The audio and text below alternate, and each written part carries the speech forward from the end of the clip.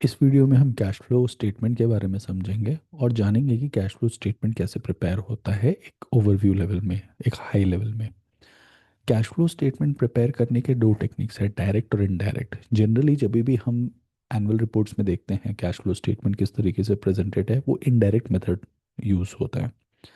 हमने first video में ये भी जाना था कि कैश फ्लो स्टेटमेंट में थ्री एक्टिविटीज़ होती है जिसके थ्रू से कैश या तो इनफ्लो होगा या तो आउटफ्लो होगा। अब वो तीन एक्टिविटीज़ हैं, operating activities, financing activities and investing activities. और जैसे हमने बोला कि इनडायरेक्ट मेथडोलॉजी में कैश फ्लो स्टेटमेंट प्रिपेयर होता है, तो सबसे पहले प्रेजेंटेशन सीएफओ के लिए होता है, विच इज़ ऑपरेटिंग एक्टिविटीज़। मान इन इनडायरेक्ट मेथड हम मान के चलते हैं कि net profit which is all the transaction in PNL is actually in cash.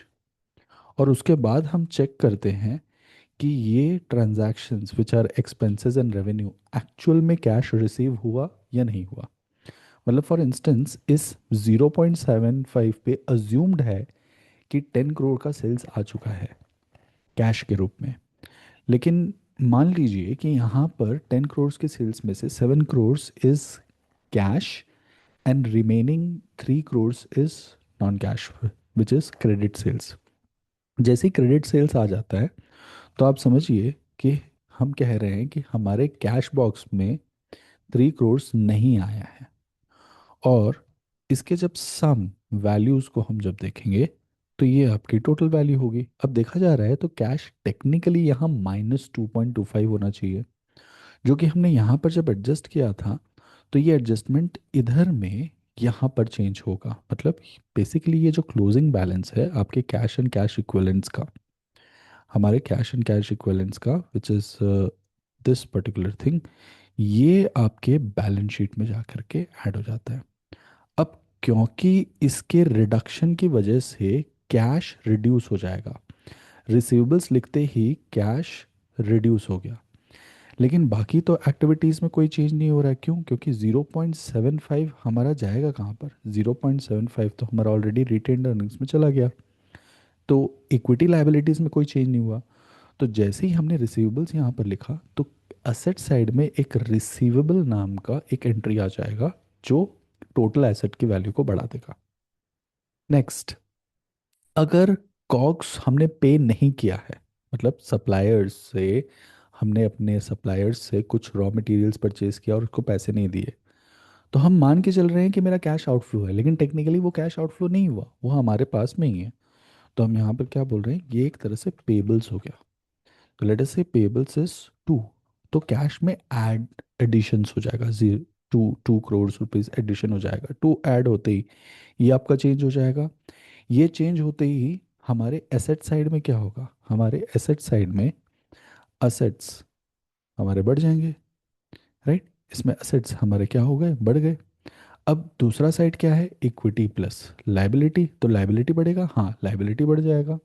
Liability कैसे बढ़ेगा? पेबल्स के थ्रू से, पेबल्स हमारे ऐड हो जाएंगे 2 करोड़ के साथ में।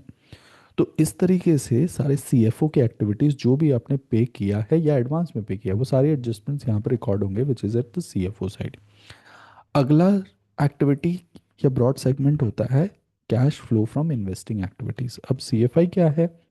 इन्वेस्टिंग एक्टिविटी मतलब नॉन करंट एसेट्स। अब ये नॉन करंट एसेट्स क्या होता है? all the assets which are resources controlled by the organization which will give future economic benefit, जो बेनिफिट आपको लंबे समय के लिए दे, मे बी लाइक 1 ईयर से ज़्यादा, 1 ईयर से ज़्यादा। तो इकोनॉमिक बेनिफिट जैसे एक कंपनी या फिर मैन्युफैक्चरिंग कंपनी के लिए प्लांट एंड इक्विपमेंट, वो इकोनॉमिक बेनिफिट कैसे जनरेट करेगा? प्रोडक्शन प्रोसेस के थ्रू से goods and services, goods generate करेगा और कंपनी विल सेल, और वो हेल्प करेगा रेवेन्यू जनरेशन करने के लिए, अल्टीमेटली वो कैश में कन्वर्जन होगा। तो ये आपका हो गया कैटेगरी नॉन करंट एसेट्स के लिए। अगर कंपनी ने कोई इक्विपमेंट परचेज किया जिसकी लाइफ 5 साल है, कोई प्लांट का इंस्टॉलेशन हुआ है तो जिसकी लाइफ लेट से 10 साल है, कुछ इस टाइप के नॉन करंट एसेट्स में, तो यहाँ पर रिकॉर्ड होगा इस एक्टिविटीज़ में। तो परचेज ऑफ प्लांट्स की कैटेगरी में, सो उसमें हम कैपिटल एक्सपेंडिचर भी बोलते हैं, कैपेक्स बहुत पॉपुलर वर्ड है।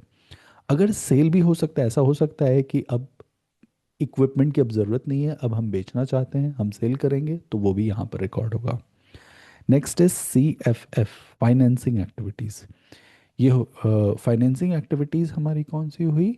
जो नॉन करंट लाइबिलिटीज़ की कैटेगरी हो गया, which as non current liabilities as well as equity side में, या फिर प्रेफरेंस शेयर्स के साइड में, क्योंकि कंपनीज प्रेफरेंस शेयर के थ्रू से भी फाइनेंस कर सकती है अपने बिजनेस को।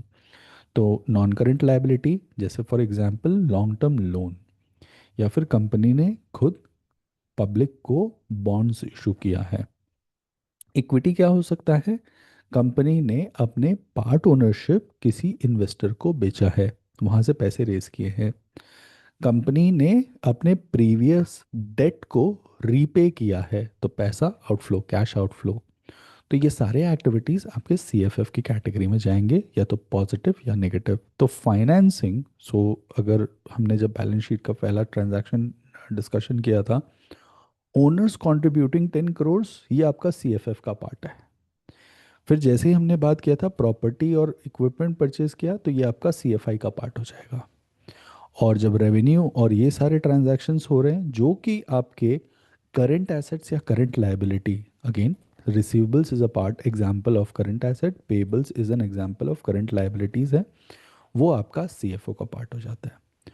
इन तीनों के total, which is total of CFO, total of CFO, total of CFI and total of CFF, plus पिछले साल का ओपनिंग कैश बैलेंस, तीनों को जब ऐड करते हैं तो हमको करंट ईयर का क्लोजिंग कैश बैलेंस मिलता है, जो कि लिंक होगा किससे? जो कि लिंक होगा हमारा बैलेंस शीट के साथ में, which is cash and cash equivalents. I hope इस वीडियो में हमें ओवरव्यू मिल चुका है, और अभी तक हम ये भी समझ चुके हैं कि balance sheet, profit and loss and cash flow कैसे वर्क करता है।